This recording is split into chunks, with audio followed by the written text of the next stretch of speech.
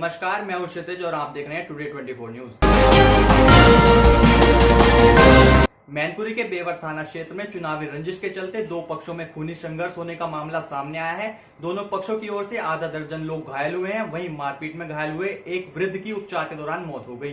दरअसल पूरा मामला मैनपुरी बेवर थाना क्षेत्र के ग्राम मद्दापुर खास से जुड़ा है। मद्दापुर खास में चुनावी रंजिश के चलते राजेंद्र सिंह और अशोक सिंह पक्ष के लोग जमीनी विवाद को लेकर आमने सामने आ गए।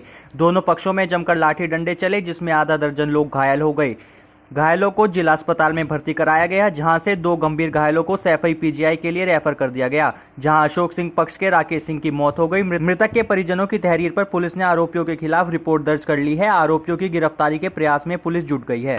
सर, ये गांव में एक जो झगड़ा हुआ था, इसमें एक युवक की मौत हो गई, इसका क्या है पूरा मामला? कल रात लगभग 9 बजे मद्दापुर खास से सूचना आई कि दो पक्षों में आपस में लड़ाई हो गई, कई लोग चोटिल हैं। इस सूचना पे पुलिस गई तो वहाँ पे दोनों पक्षों के लोग चोटिल थे।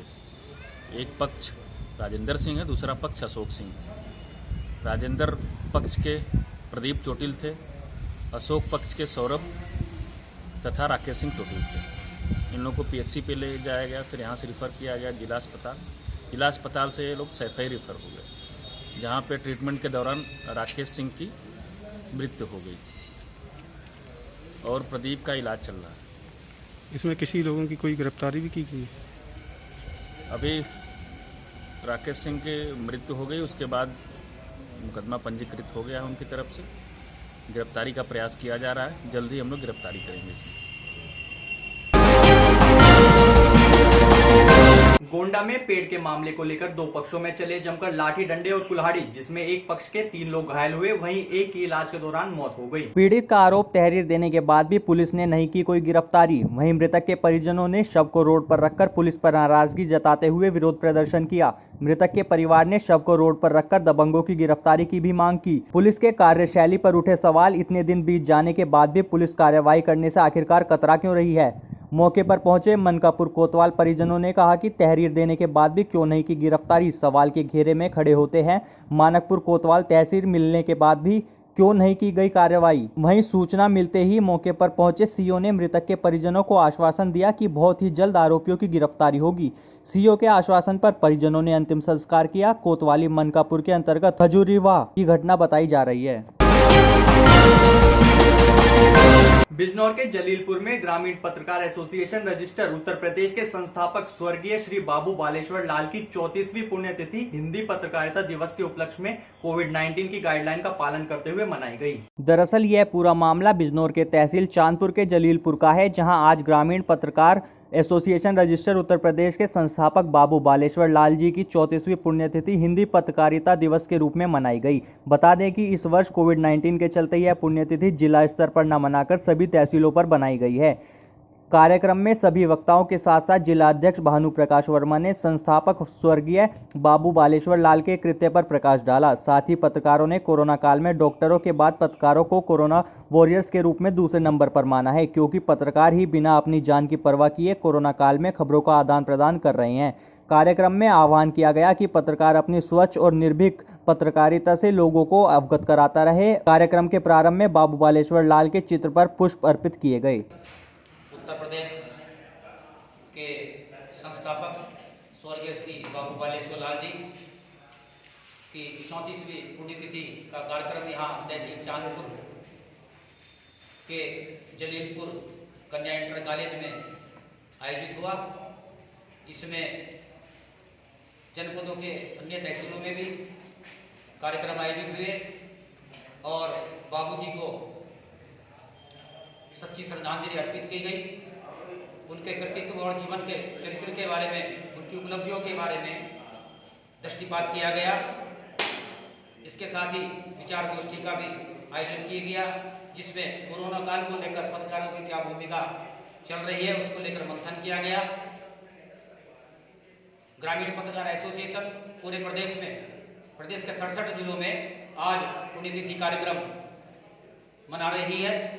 बाबूजी के बलबूते पर ही हमारा एसोसिएशन परिवार आज वटवृक्ष बन चुका है और ये सब इसका श्रेय बाबूजी के आशीर्वाद से एसोसिएशन के प्रदेशीय अध्यक्ष सौरभ कुमार जी के कुशल नेतृत्व के जरिए सौरभ कुमार जी और कार्य समिति प्रदेश की उनको जाता है।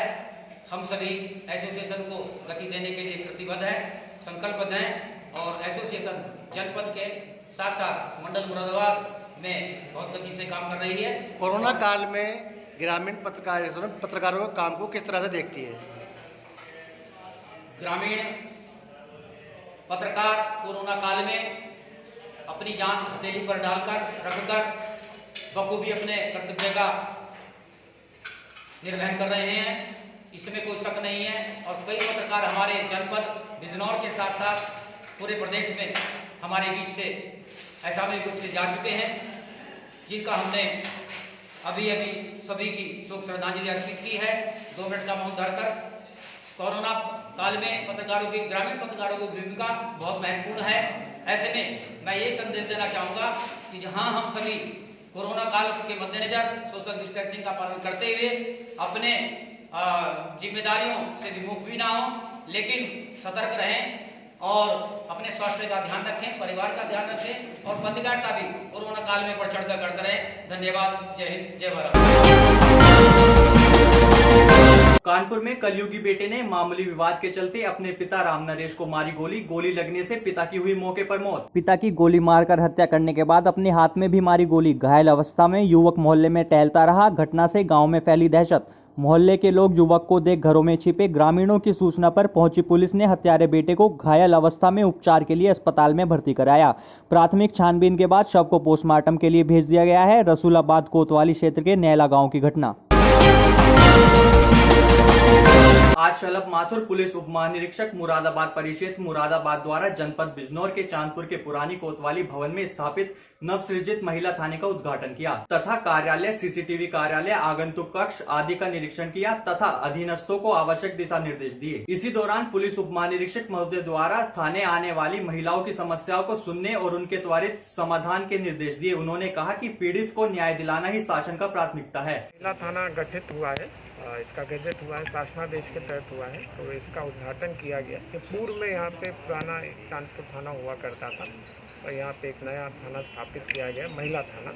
और चांदपुर इस जिले, बिजनौर जिले का एक बड़ा कस्बा है, इम्पोर्टेंट कस्बा है। कानपुर कस्बे की आबादी भी बहुत है, तो निश्चित रूप से इसके खुलने से जो जनता की समस्याएँ हैं, स्पेशली जो महिलाओं की समस्याएँ हैं, उसके निस्तारण के अंदर बहुत बेहतर आए। धन्यवाद।